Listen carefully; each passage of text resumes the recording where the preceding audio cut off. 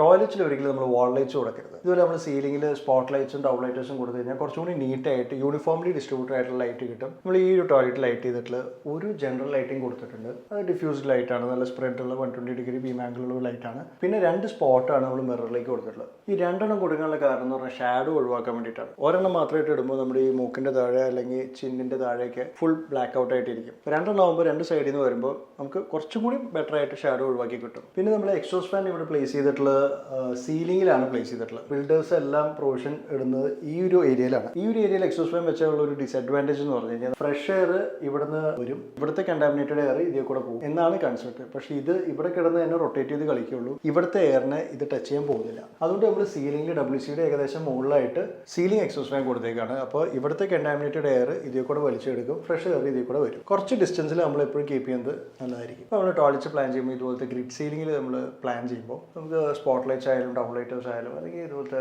Ceiling exhaust fan ആണെങ്കിലും even water heaters ആണെങ്കിലും ഇതിനകത്തേക്ക് നമുക്ക് അക്കോമഡേറ്റ് ചെയ്യാൻ പറ്റും.